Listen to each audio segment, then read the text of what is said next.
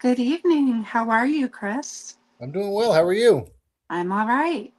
It is going to be an amazing show tonight. Tonight Yes, it we is. have Matt Warner, who is a good friend of yours as well, correct? Absolutely. Absolutely. Awesome. As I understand it, he has many years of experience within the paranormal, and I'm excited to hear what he has to share with us. Me too. Let's go ahead and bring him up. Let's bring him on. What's up, guys? There he Hi, is. What's how up, are man? you? How you doing? Doing Good. How well. are you? I'm doing all right for a Monday. No complaints. Good. That's a good thing to say on a Monday. Yeah, right? Yeah. Yep. Nice. Well, So, thank are you you for. at the House of Hurt and Pain right now? I sure am. Yep. Very cool. Very cool. The homestead. The homestead. Yeah. Are you there full time now? Yeah. That's cool. Yep. Yeah. That's I've been full time here now. I know time goes by so quick now. A couple years. no shit. Okay.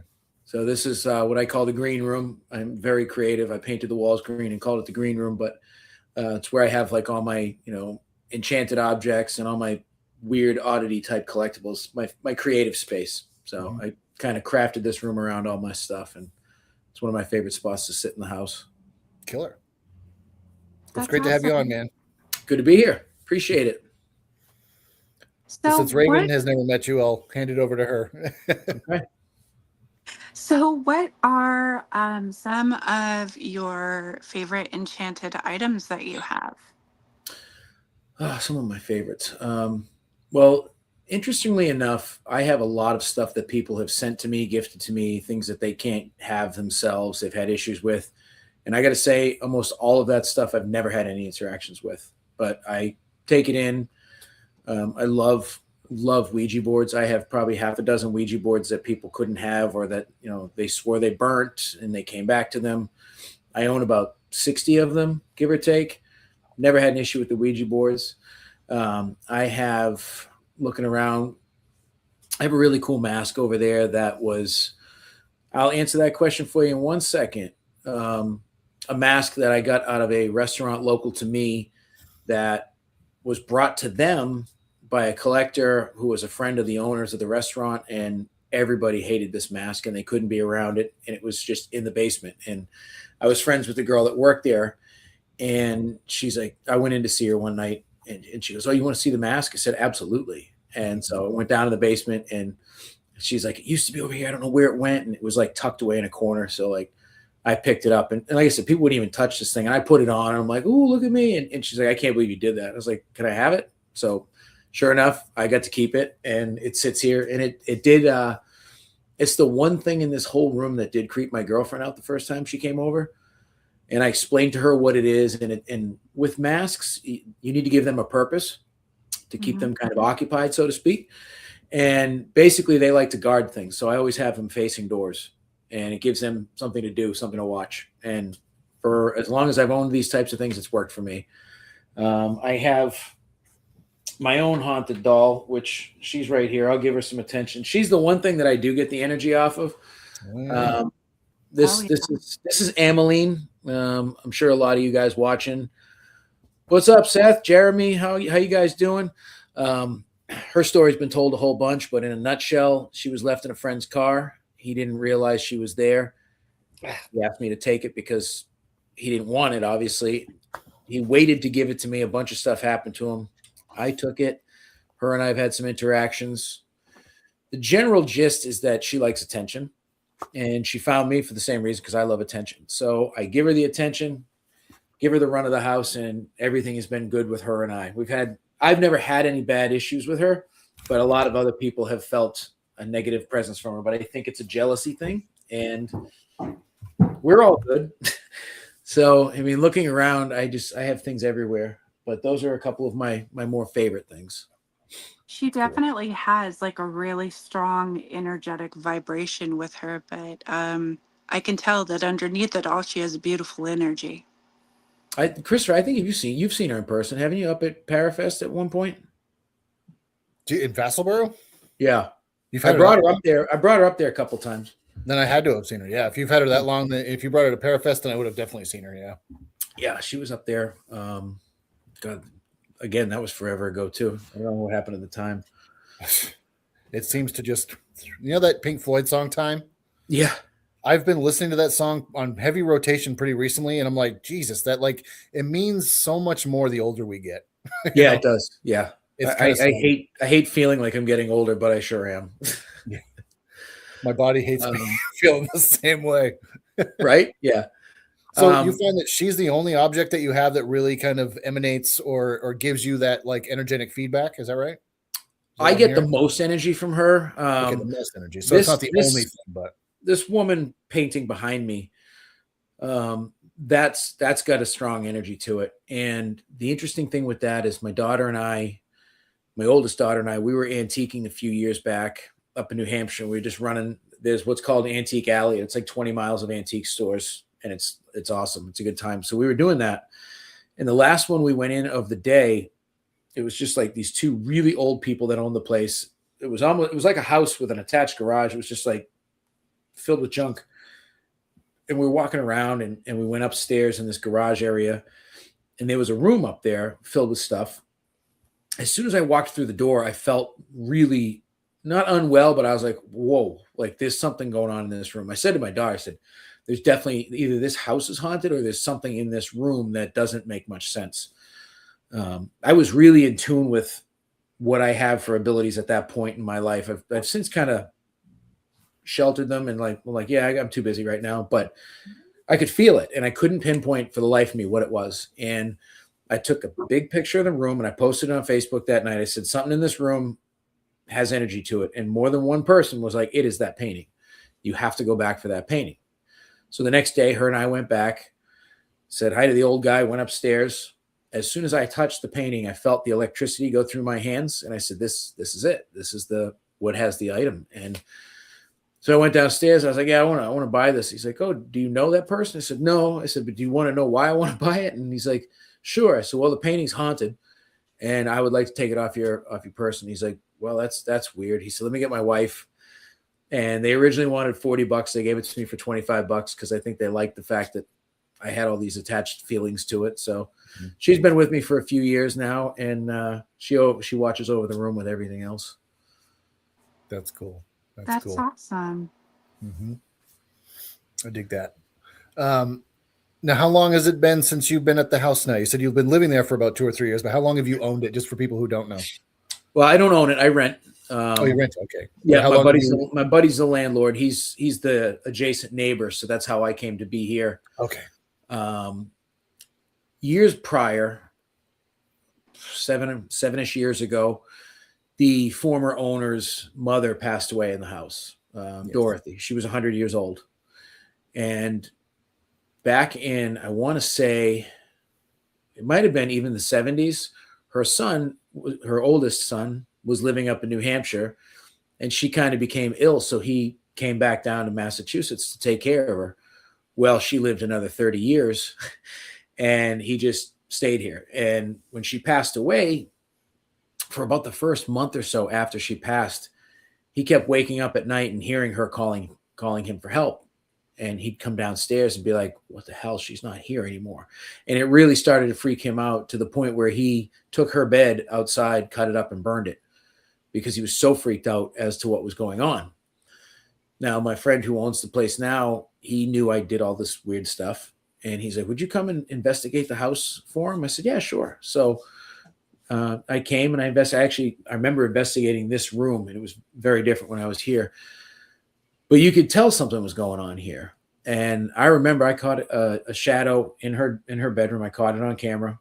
And based upon like just different experiments we're doing with the equipment we had at the time, I said to him, there's nothing crazy bad going on here, but she's definitely still here. And there's something going on in your house. So fast forward a few more years, the owner is finally like, I can finally go retire. I don't have to stay here anymore. So he up and moved down to Florida. And my buddy was left with two options: either let the house get sold, which he would then lose his, nice frontage that he has, because this is on prime real estate. This is commercial real estate right on a main road. Yeah. And it was either that or he would try to like buy the house off him. And I said, well, it's not going to change your life, but we could do some ghost stuff out of there because it is, it is haunted. I know that for a fact. So for a year, he went and was cleaning this place up. So the house was built in 1906. There's been 4 different families that lived here. The previous owners, the Hertz, which is where Hurt comes from. Steve Payne is the current owner, Hurt and Payne, play on words. The Hertz lived here for 80 years. And because Dorothy lived to be so old, all her relatives passed away. All their crap came here. So this house it wasn't quite hoarders central, but it was clean hoarders. Like there was rooms just packed with stuff. Steve worked in this damn house for like a year trying to get it to the point where we could have people in. And we did that. And we started with photography tours because it was like a time capsule. You'd walk in here and it's like, oh, it's grandma's house, you know?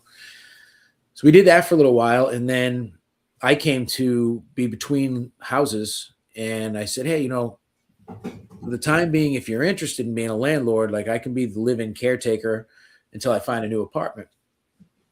So we did that. And I had all my stuff in storage. I literally planned to be here for like 2 months until I got a place. So what I did was I went to IKEA and I bought like a cheap ass bed for the time being and a little TV for my bedroom upstairs.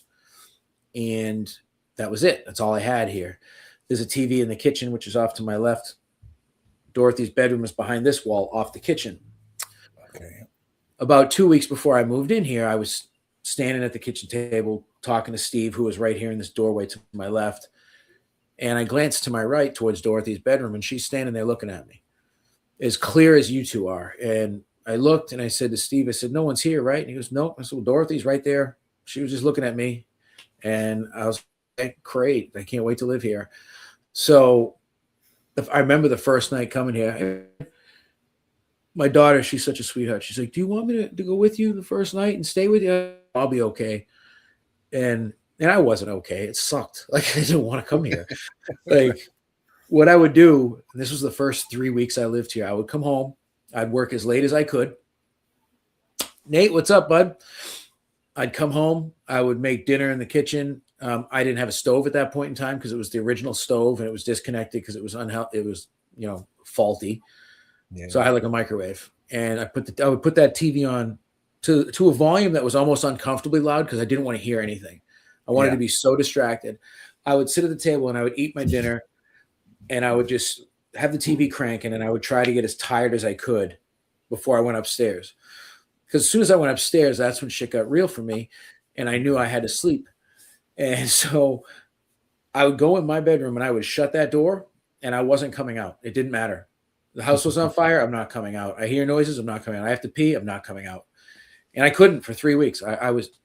This house was speaking to me, like footsteps, voices, creaky floors, everything. And I was just like, I have to live here. Don't do this to me. Like, I'm not, do this to other people, not me. And I finally, adjusted to it. Now I don't even notice it for the most part. But it's always happening. There's always something going on. And I hear the voices a lot. Like, I just don't pay it any attention. I just talk back. I'm like, yeah, I'm out here. Just leave me alone. Like, whatever. Just kind of became accustomed to it, huh? Yeah. Oh, yeah. I had no choice. Oh, yeah. And, fast forward, I've been living here a couple of years now because I know I've had 2 Christmases here. So about 2 years. That's cool. Morgan, I think Dorothy is probably that person you're thinking. Yeah. No. What? Go ahead. Go ahead. No. Tell you. So because I haven't had the opportunity to meet you before, what makes you most passionate about the paranormal, and what got you into the swing of being interested in it? So growing up, I was a fan of horror movies from a really young age. My grandparents lived next door to me growing up, which was wonderful for a multitude of reasons. But their house was haunted. And as an adult, I realized it was likely my great-grandmother who had passed away in the house. But as a young child, I didn't know any of this information. Mm-hmm. And they used to just refer to the ghosts as Casper. So it was always accepted in my family that ghosts were real, and it wasn't anything. Yeah, that's exactly what it is, a month or two. Yeah. But my Nana was awesome for so many reasons, but she was that person that would buy you whatever you wanted. It didn't have to be Christmas or your birthday. It's like, oh, you want that? Sure. And I used to hang out there all the time because I didn't have a lot of friends in my neighborhood. So she used to buy me whatever. I remember I was like 7, and I had her buy me the Blizzard of Oz record and Guns N' Roses Appetite for Destruction record. I had no right having those records at that age, but I did. And she also would buy me the horror VHS. And she bought me this movie Ghoulies, which, if you've seen it, it's a piece of shit. But as a 6-year-old kid, it's terrifying. Yeah. And I remember being absolutely terrified to use the toilet for a few days after I watched that. And I couldn't tell my mother because obviously then she wouldn't let me go to Nana's house anymore. So I had to right. ride that out. But I always was fascinated with fear itself and feeling scared because it's fight or flight. I don't know why I just stroked out there. So you don't know how you're going to react to it. It's the only emotion that you don't know how you'll react to. You know, sad is sad, happy is happy, whatever. But fear is different. So because of that, obviously you know the movie Ghostbusters, and I'm pretty old, so I came up long before the internet. So I read a lot of books, and then they had shows like Unsolved Mysteries and Sightings, and then finally the best shows. Like we had really good was great. I forgot all about that show. Yeah, yeah, and they were so enthralling and engrossing. I even remember like there was certain special episodes of like A Current Affair where they would do like the paranormal stuff, and I couldn't get enough of it. And then Ghost Hunters came out, and I was like, holy shit! Like there's more to it. Like I can do what they're doing, and it's not as weird as I thought it was because I didn't have any and no friends into it, any of that stuff. I didn't have friends interested in the paranormal until I was in my mid-30s. Like I just did my own thing, and my friends thought I was ridiculous. And my core group of friends, I'm still friends with, and they do still think I'm ridiculous. Jeremy, it is not great. It's a horrible ass movie, and you know that. I've never seen it. Yeah, it's from 1986. So just use your imagination. How good the magic of the movie is that it's terrible, right? Yeah, basically. So yeah, because of that upbringing, and then the shows started coming around, I just kept absorbing as much as I could with the paranormal, and started kind of exploring things. And I had a couple of minor experiences, and then I had like one like holy shit moment that changed everything for me. It was like 19. There's a road about 20 minutes from me, maybe a half hour from me, that cuts through native conservation land. And it's one of those areas that's known to have all kinds of activity. It's not part of the Bridgewater Triangle, but it's close enough where it can be kind of blended into it.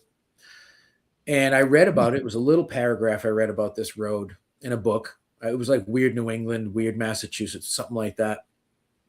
And I had nothing to do as a teenager. So I would drive up and down this stupid road at night looking for something. It was to the point my mother and her boyfriend used to do the same thing and drag my brother and my cousin along. And we all were just like, where's the ghost? We want to see something happen. And one time it was in January, and I had just gotten out of work. I worked part-time at nights and daytime in the part-time night job. I picked up a buddy who hated all that stuff. He was the most scaredy cat person ever. And I was like, all right, we're going to go down the road. I got nothing to do. And I said, tonight I'm going to stop in the middle of that road. And he goes, no, you're not. I said, yeah, okay. I knew I was going to because I don't, I'm that friend. So the road itself's like 2 miles. And the first mile or so is through a really rich neighborhood. And then it just turns into like a roughshod lane and a half road that cuts through the woods to another main road. So we would drive all the way to one end and turn around and come back to get that 2-for-1 deal. So it was a warm night. There was no precipitation, no snow on the ground, anything like that. It felt almost like springtime, but it was January. So we went down, cruised through really slow and quiet, turned around. As we're coming back, about halfway through the wooded part, I slowed my truck down to a stop. And my friend looks at me, he's like, dude, don't do this. I said, no, it's going to be fine. Don't worry about it. Don't worry about it. And I turned my lights off. As soon as I turned my lights off, in front of my truck on my hood were 2 white hands. I saw up to the shoulders. I never saw a head because I freaked out. I flipped my lights on. I floored my truck and it wouldn't move. The wheels just spun and the truck just stood there. And it felt like an eternity. It was probably a second. And as soon as the truck went, it didn't go straight. It went sideways as if it was shoved.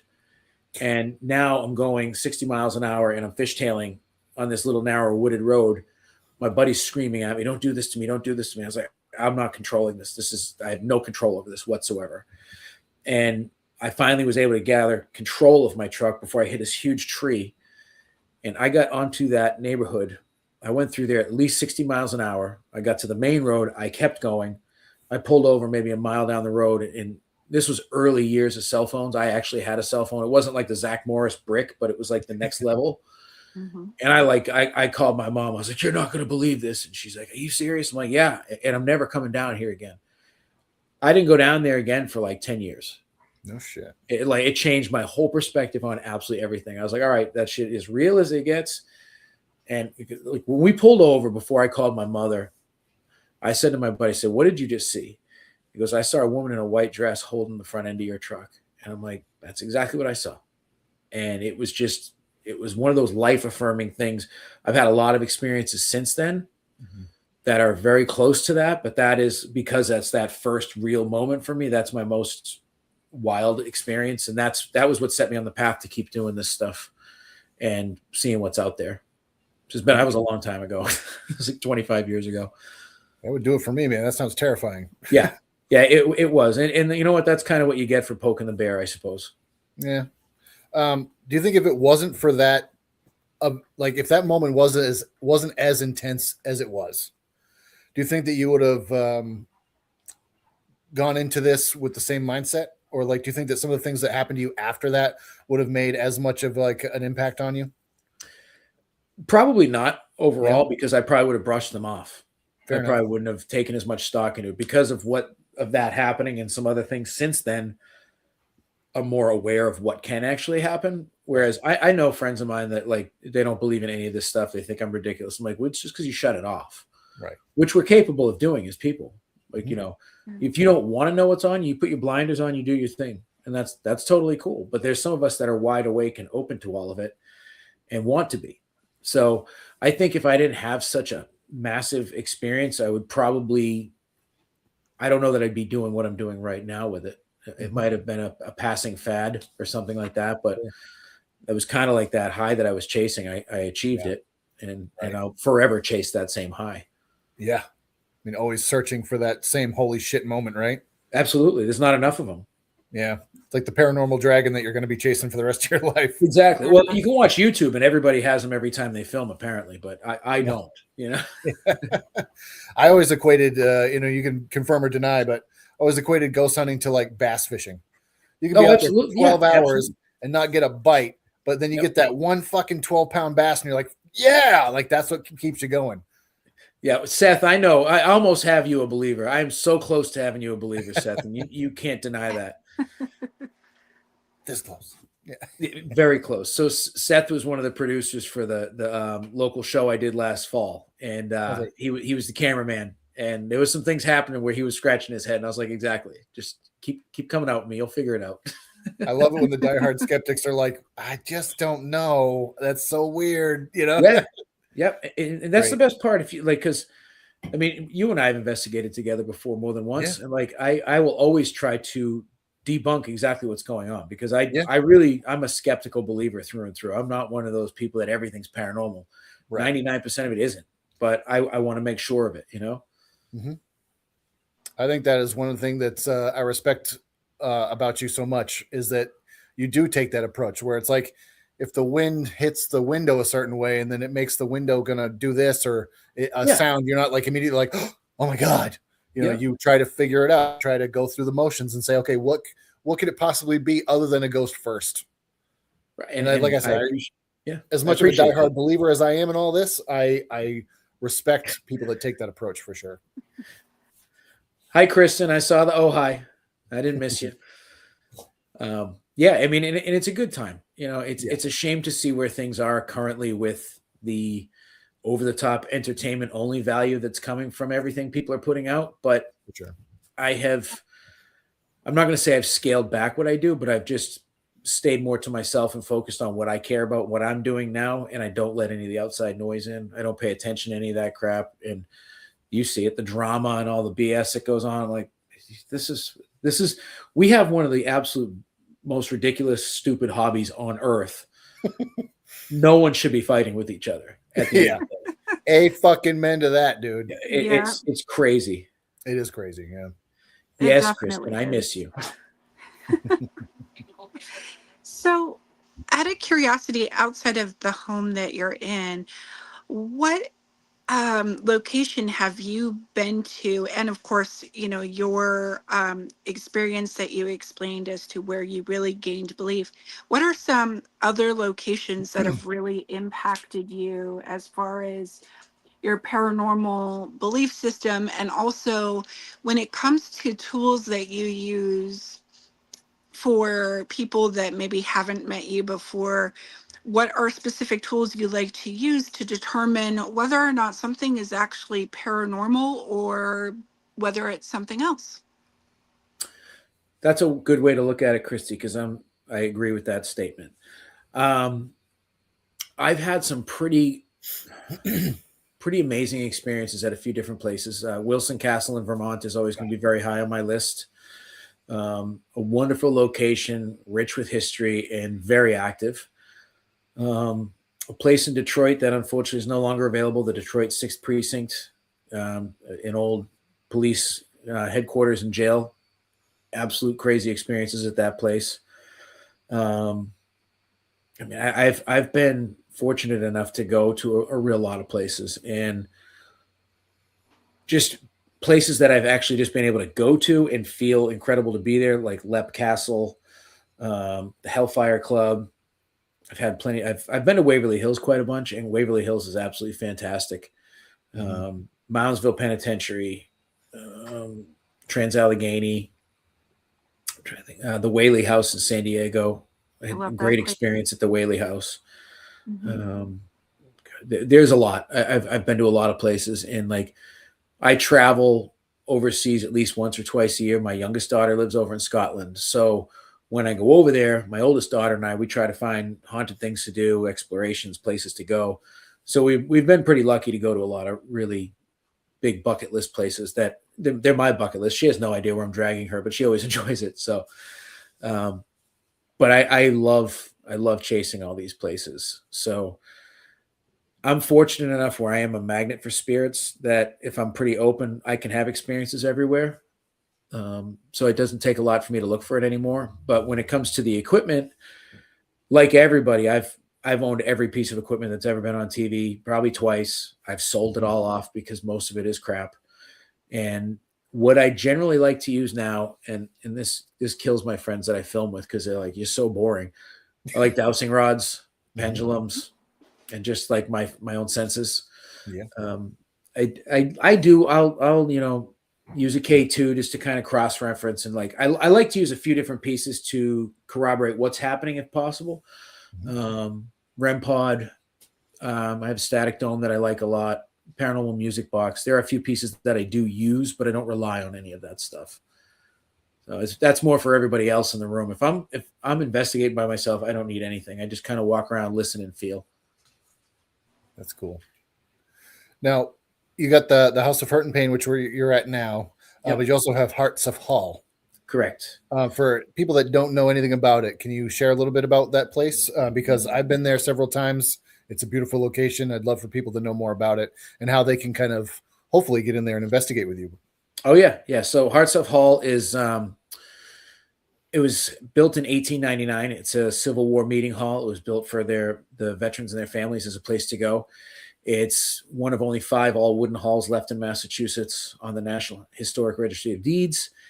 And it is just one of the most active places I've ever been. And I am totally in love with that place. It's my home base. It's my clubhouse. And the spirits in that building, they're all good spirits. They know I don't like being there by myself, so they give me the most hell ever every time I'm there. And that's also a location where I saw a full-bodied apparition. So I've seen Dorothy here. I had the creepy lady in front of my truck, and I had a guy in the attic show himself to me, which that actually scared me just about as much as the lady in front of my truck, because I was not expecting it, because I was just goofing off. And he was just there, and then he wasn't, and then I left. I'm going home. I don't want to be here. I'm going home. So that building is fantastic. And that building you can rent private. We do events there. We've got a bunch of events coming up. You can also, I gatekeep the house I live in because I live it, but we do also offer small investigations at this place too. But yeah, we love getting people out to the hall, especially getting eyes in there. And my whole, as you know, Chris, past 5 years or so, I needed something to keep the drive alive, so to speak. And I've always been fascinated with history and architecture and exploring. And these types of places always stand out to me. And what I started was the Warner Paranormal Preservation Society. Mhm. And that branch of what I do is to actively bring people to locations and raise funds for them to keep them there through the paranormal. So it's and we kind of help write the history because a lot of it's unwritten. So it's been a lot of fun with people that come in with their intuitions and they kind of help piece everything together that we don't know for sure. And it's been lovely. I've been over there for 4 years now. That's amazing. It's I love it there, and you guys have been there a whole bunch. And Oh, Christ. Yeah, dude. I just definitely one of the locations where I look forward to going every time. Yeah. Not just because I get to hang out with you, but because the location is so rich with history and rich with spiritual activity as well. Yeah. I mean, like, it's just it's just a complete package in my opinion. So yeah, we got to get you out again soon. That was weird. Yeah. That was weird. Do you have a doppelganger that we don't know about, Raven? Well, it was weird. I got knocked out of the show real quick. And so really? I was just like, that's weird. And so Did I you just see popped what we back in. saw? Well, I live in a very haunted house too. What did you see? We saw It was two of you. Yeah. Oh, okay. Like, wait. Like a No, so second like- box. Yeah, there was two boxes and it was both your face. Yeah, it was like, who's the Okay, guest? Who's the that's weird. special guest? And then it was you again. That's what I thought too. I was like, oh, somebody has a surprise guest, right? Yeah. No, a lot of people, when I'm talking to them on the phone, they'll see flashes in front of my face, or they'll see faces that kind of like shade over my face when my background's Oh, not yeah. on. And it's because we have a house that was built in the 1820s. And Chris will see at some point when he comes here, but when other people come here, there's some fun stuff going on here. That's why I thought you were talking about what was going on here at the house. I didn't know I had popped up in 2 cameras. Oh my goodness, that's funny. Yeah. So do you still have the wall that everybody signed? Yeah, it's not getting super full, but we've just last week started on the other side now. Do you want to tell people the hilarious story about my signature on that wall? So Christopher Brown, world-renowned psychic, spelt psychic wrong. Yeah. Blocked it out. So it just says block and then medium Christopher. Yep. I forget how you spelled it now, but I remember that now. It was like I don't even know, but I definitely wrong. And you're like, dude, something like that. There was just like one thing mixed up, and I'm like, what the hell? you remember you looking at it being like, dude, that's not how you spell it. I was like, what? I'm like, oh, fucking A. God damn it. That always It's makes me still laugh. there though. Is it still there? That's great. That's Yep, so funny. Absolutely. I think you and Kayla were laughing at me more than anybody. That was such a great way to end the night. Kayla says hi, by the way. Tell her I said hello. I will, for sure. Christ, I think the last time I saw you guys was actually in Plymouth, right? Yeah, at the show. That was a while ago, so we gotta It fix was that. a while ago. Yeah, too long. We gotta Yes. hang out more. I mean, I know we're many states away, or at least a few states, but still. Many hours. Yes, that's the correct way to do it. Many hours. So what state are you actually in? I'm in Massachusetts. Oh, you're in Massachusetts. Okay. Yep, I'm about a half hour south of Boston. Okay. Oh, okay. I'm in Salem. Well, close to Salem. I'm in Beverly, just over the hill. Oh, that's not too bad. I work out that way sometimes. That's awesome. Perfect. So you're like in between us. Yeah. Yeah. Yeah. Yeah. That's not So, are there So- places? Oh, go ahead. We're gonna have to rock paper scissors for the answers for the questions. You go first, Chris. So in and around your area, it's obviously very rich spiritual history, right? But is there like a location in the Boston/Massachusetts area where you're like, this is the gold standard outside of Hearts of Hall, like Bridgewater Triangle maybe area, or even places that people wouldn't expect? I mean, there are a lot of unknown places. I mean, probably my favorite haunted house in the somewhat general area is going to be the SK Pierce mansion. I've got Yeah. a deep love affair with SK Pierce and The place is amazing. Marion and Mimi and everybody that's worked there over the years. Like I've been very fortunate to have been going there for a really long time. Mm-hmm. And I remember, God, this was probably 8 years ago, the first time I went there, and it was before they had done most of the renovations. And I just remembered I had seen this on all the ghost shows. I had seen the stories about the dude burning to death, self-combustion in the bed. I'm like, I can't believe I'm going to this house. And I was so scared to be in that damn house. And I'm actually looking right now. I have a trifold privacy screen that came from there that was given to me that night by Marion. Yeah. And it was up on the third floor, and it wasn't renovated at all up there. It was the end of the night. And she's like, "Oh yeah, don't forget that screen." I was like, "Yeah, I'll go get it." Dude, this screen's heavy, and I ran. Like I legit ran, and I was seeing shit. I don't know if I actually saw things, but I was seeing things. I was like, I can't do this. But I didn't want to look like a bitch in front of everybody either. So I was like, yeah, I'll just go do it. I get scared all the time. I'm like one of the most scared ghost hunters people probably ever meet, but I like that. So yeah, I would say the SK Pierce. God, what else? What else am I mean, I loved, unfortunately, the Oliver House in Middleborough is no longer available for investigations. Now they stopped doing it might even be 6 months now. Oh shit, that's too bad. Might even be longer. Yeah, it's unfortunate. Full blown shadow figure in the basement there that literally threw a rock at me. Like it was the weirdest shit. I've had so many experiences in that house and in the woods out back, like with puckwudgies in the woods. Yeah. That's where I first heard the term puckwudgie was at the Oliver House. I believe it. Yeah. And that place is going to have a spot in our hearts forever because of that stuff, you know? Yep. For sure. But yeah, there's a lot of other places. And then there's other places that I feel are overblown, and I won't mention them because I don't need to. Yeah. You ever heard of the Emery Estate? I have. I've been to the Emery Estate a couple times. Yep. Okay, cool. I've heard that place is cool. I was there in the very early stages, which Christy from the Oliver House is in charge of doing the Emery Estate, and she does a wonderful job over there.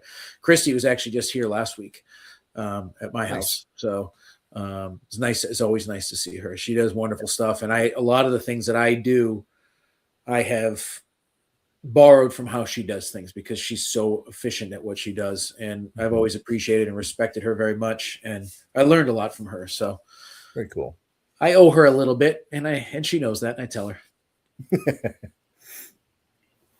I'm actually going to be doing a retreat with a couple of people at the Wilson Castle, and I have never been there before.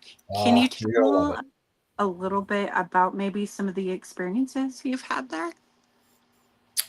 I've had a lot of experiences there, but the best experience I had was my first time up there, and this would have been, oh my God, it's like 7 years ago too. Holy shit, everything's like 6-7 years ago, which was like 2020, which is still disgusting. It's like, what? I know. It wasn't like 2001. Yeah, you say 6 or 7 years ago. I'm like, oh yeah, early 2000s. Yeah, no, that was no, it's crazy. But I was up there with some friends filming a documentary. They came in from Ohio. They invited me up, and so we stayed there for 2 nights, 3 days. And at the time, I had just had. Back in the day, my early days, I used to get attachments all the time, and I didn't realize it. I was just wide open, didn't know what the hell was going on. And I just thought I would just get in really bad moods for no reason. I was like, oh, it's just normal. I'm just an asshole, apparently. No, it wasn't the case. And a friend of mine that I met just online, we hadn't even met in person yet. She's near and dear to my heart. She's like, hey, I'd love to try some Reiki on your remote. And I was like, if you believe in that, you think that's going to do something for you, just go right ahead, whatever you want to do. So she planned to do it one night, and she explained to me on the phone what to do. And I was like, all right, I put the belief in it for her sake. And because she told me, she's like, you got some stuff just like stuck to you. You got like a lot of darkness with you. And I was like, okay.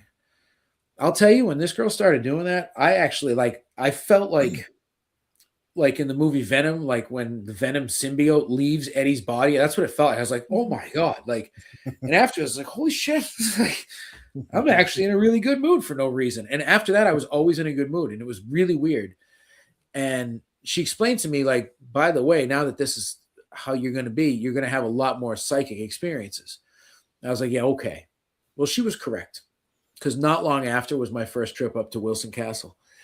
And one of the rooms in there, it's I don't know what they officially call it. It's I always call it the gallery room with it's got the big expensive statue in the glass window. Yeah. The one right outside of the porch, right? Yep, right off the veranda and off the music room. Yep. So we happened to be in there filming, and there was a couple of us, and I was sitting on the couch, and I don't know why, but I could just tell that the pink room is probably the most active room in that whole house. That's actually where I stayed last fall when I stayed up there. That room is pretty next level, I can tell you that much. It is, yeah. The bride's room is crazy up there. So I was sitting on this couch, and for whatever reason, I could tell that there was a spirit of a child in the room. And I don't know how I can tell. I don't, maybe because I have kids, I don't know, but it's just something that I can feel. So I was like, all right. And I said, you know what? Like, this kid is scared of somebody in this room. It's not me, but I said to one of my buddies, I said, can you leave? I think you're scaring him, like whatever it is. So he left, and I'm sitting at the couch, and I put my arm like this over the armchair. I said, you don't have to be scared. You could take my hand if it makes you feel better. And I shit you not, I felt that child take my hand, and it was like, and I looked at my hand, and it looked like I had a ball of dry ice in my hand, and there was just smoke swirling in and out of my hand. And I was like, does anyone see this? Like, tell me you see this, because I'm flipping out at this point. I've never had anything like this happen in my life. My hand is ice cold. There's friggin' smoke coming out of it. I look like Raiden from Mortal Kombat. And I'm like, holy shit. And like, so we were talking to the spirit for a couple minutes, and I got so drained. I was like, dude, I need a break. Like, I got to go outside. I went outside. I got a text from someone who's, a supposed psychic who I'm not friendly with anymore. And I'm not going to give him any time on air. But at this moment in time, he said, something just happened with you. So I have to believe him a little bit. He's like, something just happened with you? I was like, yeah, man. I was like, I don't know what's going on right now, but like, shit's wild up here. And we went back in a little while later. I sat back down. I said, hey, I'm back. If you'd like, feel free to take my hand again. 30 seconds later, same exact things going on. This time I can actually see this little boy's hand in my hand, and I see about this much of his arm, and I'm just flabbergasted. And I don't get that way. That's not even a word you use, because it's not really, that doesn't happen. So I'm just sitting there. I'm like, holy shit. And it was just this, everything in me at that point changed. I said, okay, I do have some abilities that people told me I had. I didn't believe it. I said, this is crazy. Went to sleep that night. We cleaned up all of our equipment, whatever, put everything away, went to sleep. I was up first the next morning, and I walked in towards where that room is. And in the foyer, right where the door is to go outside, on the carpet, there's a penny sitting there. And it's just a penny from Canada, like 1996, that was not there the night before, because that's where we had our equipment sitting. And I'm like, well, if this is from you, thank you. I said, I appreciate you interacting. I still have that penny in my wallet to this day. Oh, shit, that's cool. Because I feel like it's from that kid, and he's thanking me for taking care of him or whatever. I don't know why he would be there. There's no reports of anything like that happening up there, but I had the experience, and I know it was a child, and I know it was a little boy. So that's my favorite Wilson Castle experience. I've also had an EVP of a ghost saying that I'm a piece of shit at Wilson Castle. So damn. Two sides to everything up there. Yeah. Yeah. That one was interesting. So a couple of years passed. Every Halloween season, the last Saturday in Halloween, I do a big event at Wilson Castle. Last year was the 6th year. A couple of years prior, I was up there, and all my friends were walking around, and I was walking around doing a live, and I was in the back servants' quarters area, and I was just by myself, and I was talking, and I said, I don't really like coming back here by myself, but I'm okay doing it. And from the staircase right to my left, this day, a voice goes, liar. And I looked, I was like, what the fuck is going on here? Like out and loud, I showed right? the camera, I was like, there's nobody here. And the people watching it could hear it. So like I went and told everybody. I was like, holy shit. So my buddy Joe Rayno, he was there, and he's got his handy dandy DR60 with him. So he comes, and there's a group of us, and we're doing an EVP. And he goes, he's like, my buddy Matt heard you call him a liar. Why would you say that? And then right through the recorder, he's a piece of shit. And I was like, you gotta be kidding me, man. I said, I come up here to raise money to keep people coming Yeah. in. I'm just having fun. Like, Rude. what did I do to you? So it was funny because you don't hear things like that. And I generally discredit most EVPs, but that one was so clear. I'm like, yeah, it is what it is. So you'll enjoy Wilson for sure. Yeah. Wow. When I'm you heard it excited. say liar, was it out loud? Yeah, I thought somebody was standing on the staircase. Okay, that confirms something that happened to me there, so that's kind of wild. Okay, what happened to you? Well, so you know the top floor where the ballroom kind of area was, where they had the casket. Yep. So I wasn't even. I was literally up the back stairs, like that lead from the kitchen. So you Yeah, go all the way. that's up the right back where I stairs. heard liar come from. Dude. So I was like, I got right up to that top. I'm like, you can't see it, but I got goosebumps. Just remember this. Got right up to the top floor by myself. Like this is before the event kicked off. No one was up there, and this woman's voice goes, "Hello," like that. I'm like, I'm the only one up here, and so like, I'm also kind of a scaredy cat. I ran. Yeah, oh yeah. I bolted downstairs, and I'm like, and people are like, "What's wrong?" I'm like, "Oh, this woman just said hello," and they're like, "Dude, you're a medium. Why does that scare you?" I'm like, "You have no idea. This wasn't like in my head. This was out loud. Yeah, This was very and audible. you're and entitled to loud. get scared. It doesn't matter if you're a medium. Well, Scary I is know. scary. 100%. That's what I was like. I was like, yeah, but like out loud, guys, you're missing that part of it. Yeah, that's very different. So, it is very different. So that's funny. That's funny. That's crazy. Yeah. But yeah, Wilson Castle's beautiful, Raven. You are going to love it. I'm excited. I mean, even full-on apparitions sometimes scare me when I see them. Course, yeah. It doesn't matter if I can see the dead or not. Like, yeah, no. That's going to be making me scream and run. Yeah, 100%. When do you go up? It's in September, I believe. I have to relook at the dates, but it's I'll send you a message on Facebook. Okay. Yeah, that'll be a good time of year to go up. It won't be too hot and it won't be too cold yet. Yeah. Make sure you see the sunset on the porch the next morning if you can. Yeah. Because it is unlike anything you'll just the atmosphere and the where it is and the sun coming up over the mountains, it's like jaw dropping. And plus Denise is a sweetheart, the owner. Yeah, Denise and Andy, they're fantastic. Denise and Andy, yeah. Best people. They are best people. That's cool. Yeah. So where can people find you and what kind of events do you have coming up for yourself that you're doing? So we do have a website. I'm currently the one in charge of it, so it's not the best at being updated, but I do what I can. I'm more of a social media person, but warnerparanormal.com. And then we have Warner Paranormal Explorers, and we also have Warner Paranormal Preservation Society, both on Instagram and Facebook. I make horrible TikToks for Warner Paranormal. None of them are paranormal. It's just me being a goofball. So I'm on TikTok.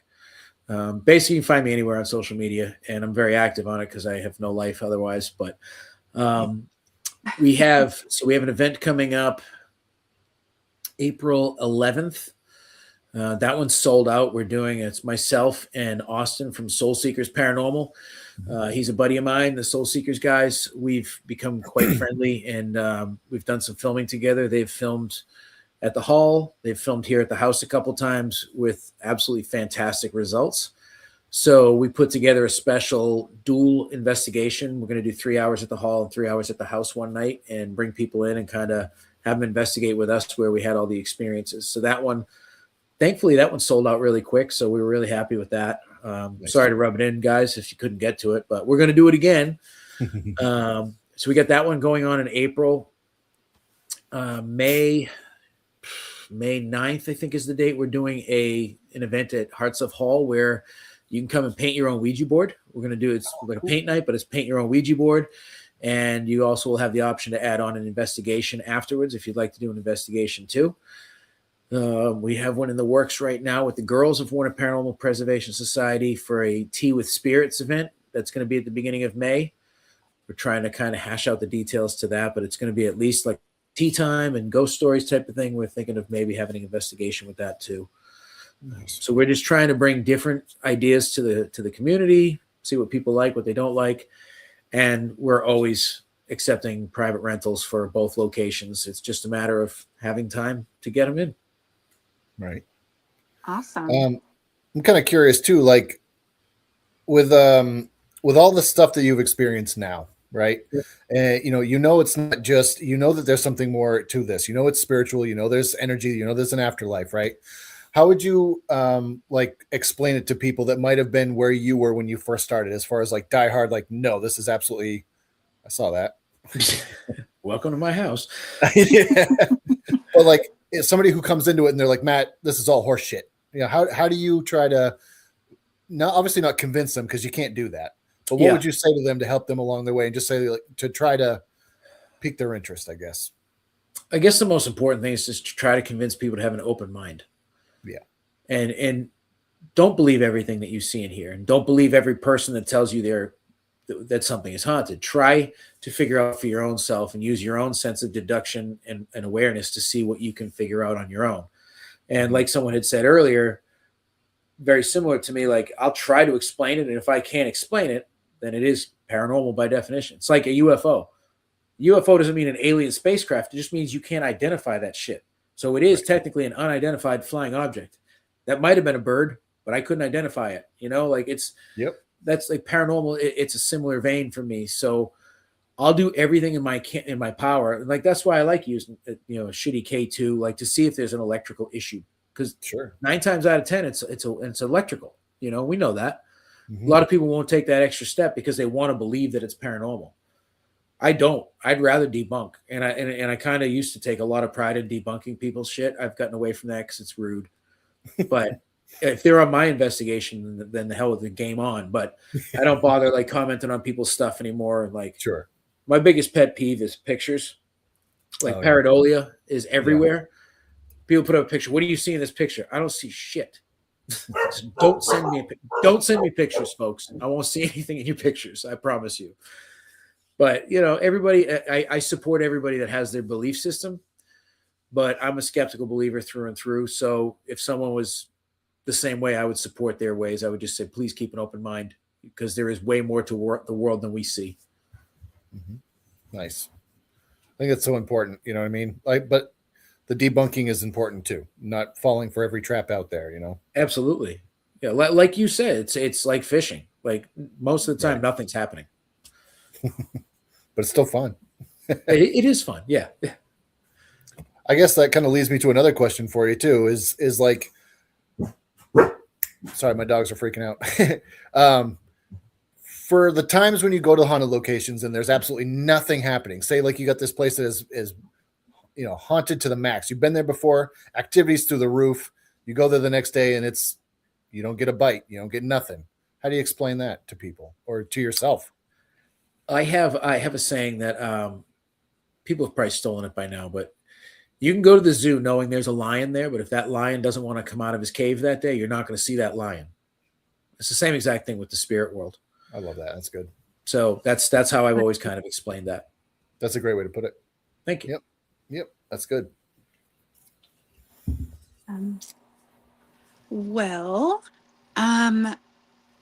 I think another question that I have had for you is, where are some locations that you want to go to that you haven't been to, whether it is in the United States or outside of it? My number one has forever been Poveglia Island in Italy. I will get there. I don't care if I have to swim to it. I'm going to get there. That's my number one. Chernobyl, Dracula's castle. Oh shit! Yeah. Putin has kind of ruined my opportunity to go to Chernobyl, so I don't know when that's going to be a possibility, but it's still on my list. The Suicide Forest in Japan, the Isle of the Dolls. I haven't seen the Winchester Mystery House. I'd love to go there. Alcatraz.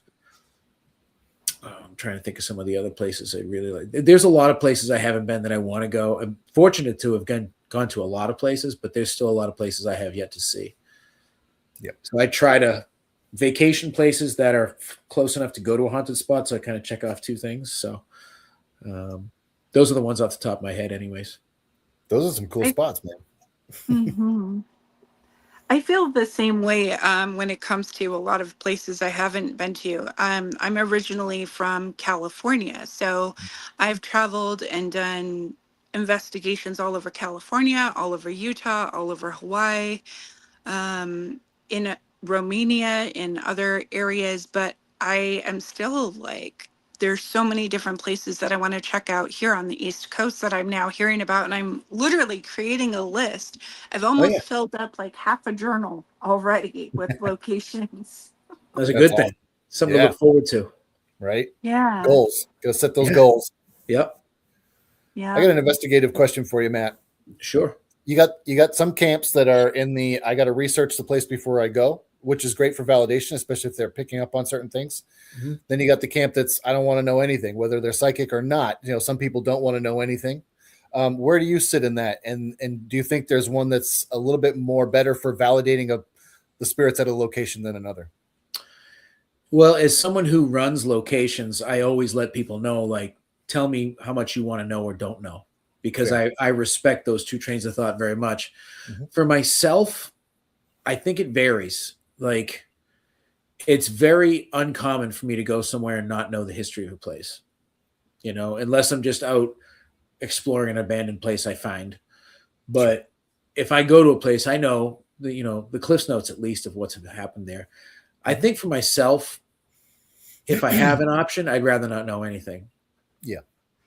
I like the exploring side of it and the find out for myself type of thing without that deep seated, like, oh, well, I know little Tommy's seen in this hallway. So Right. the power of suggestion is already planted. If I'm doing an EVP, I might hear Tommy, Right. So not knowing names, I prefer not to know names at least. Perfect. Yeah.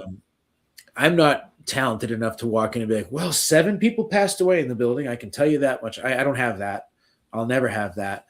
I can feel energy. I can see energy. Sometimes I see the people. But with equipment and things like that, you can pull names, obviously, through devices that we use. So I would rather not know any names at minimum. Okay. Now, do you think that the people that go in and then let's say like they know that little Tommy's there and they know that he's seen in XY location, do you think that could contribute to their psychology forming these things when maybe little Tommy is not coming out of the lion's den, so to speak? I absolutely do. I mean, the power of suggestion is extremely strong. Think about watching some of the paranormal shows, and especially the ones that are still holding on tight now, which we know there's like 2. Whenever they're doing their stupid EVPs, they put up a caption of what they think it says. We believe it.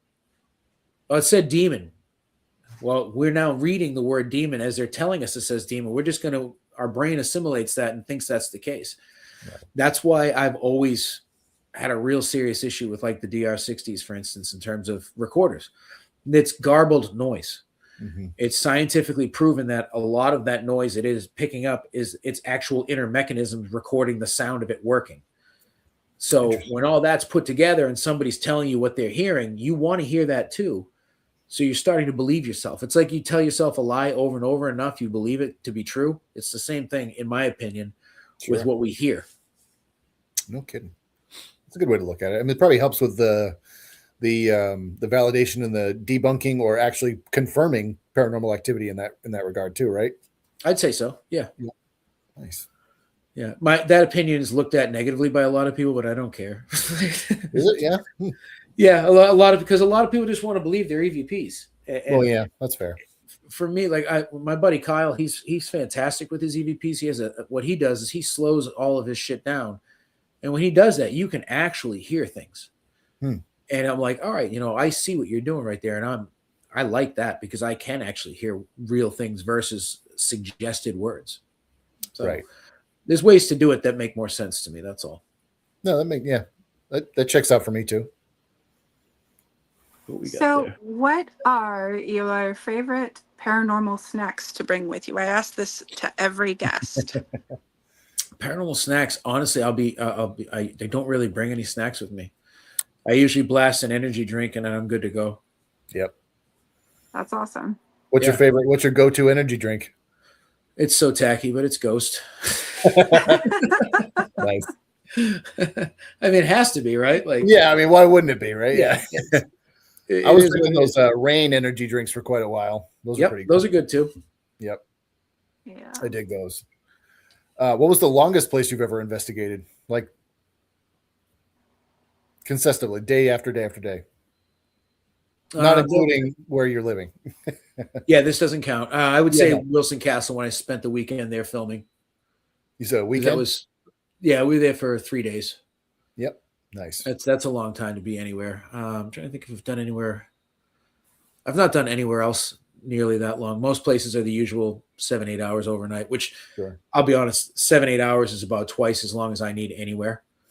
And I used to travel around with a group, and they always used to give me a hard time. It's like, well, it's like 10 o'clock. You tired yet? It's like, yeah, I actually am. Like, nothing's going on. I'm good. I can go back to sleep now, like whatever. But yeah, like I anytime they'd be like, your buddy there.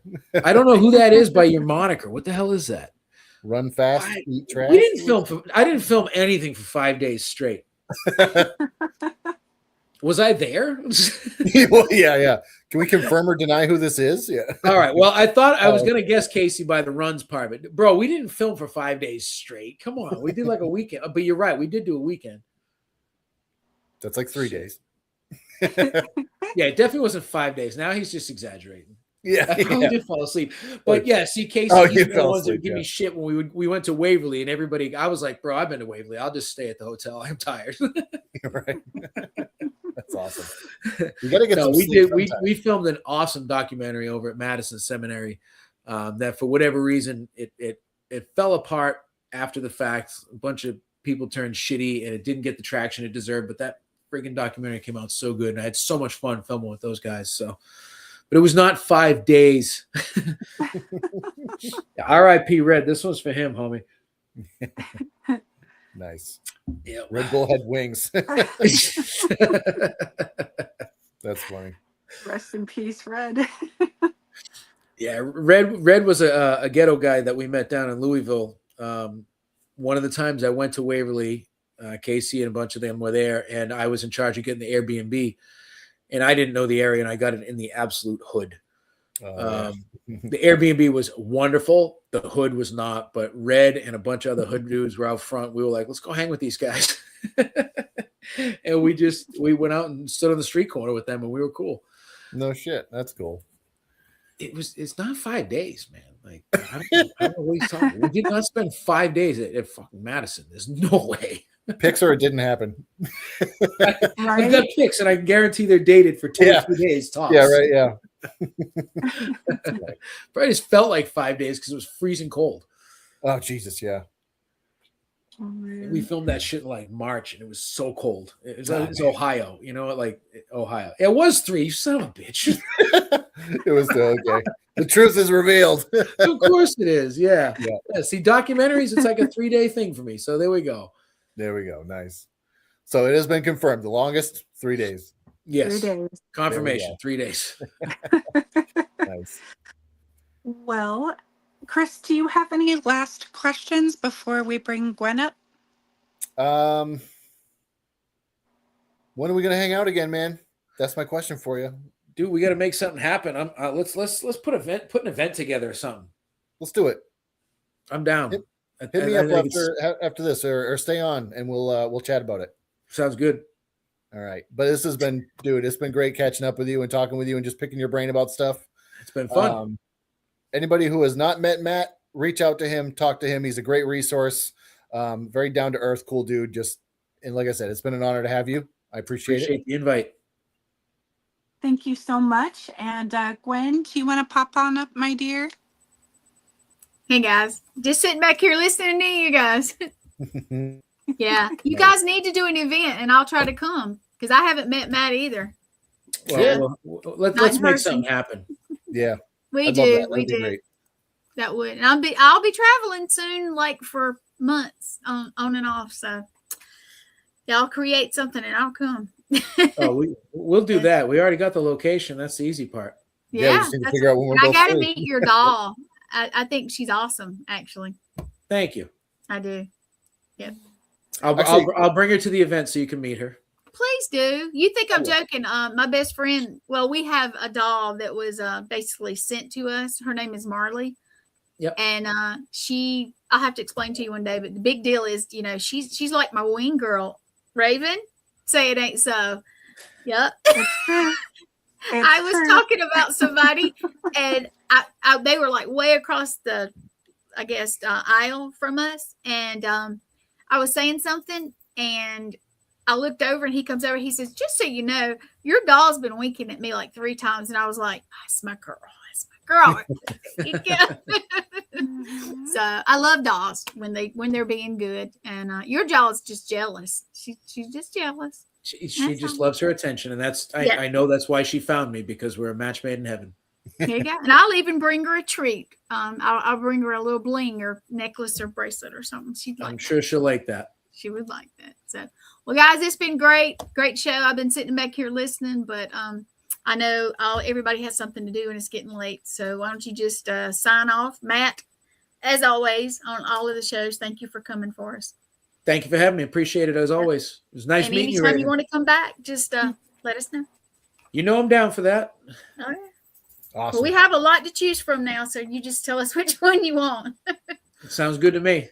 Oh, yeah. All right, guys, I'm going to pull my stuff down, pull Matt down, and I want you guys to close it out if you could. And Matt, if you want to hang on, if you got anything you guys want to talk about for a minute, just hang on a second. I'll do that. All right. Cool. Here we go. All right. Well, that was tons of fun. He That was is tons great. of fun. Yeah. Yes. I knew you'd love it. So next week, Monday night, 9:30 p.m. Eastern, as always, we will be here with a surprise guest. So thank you so much for tuning in, and we will see you next week. Thanks, everybody. Take care.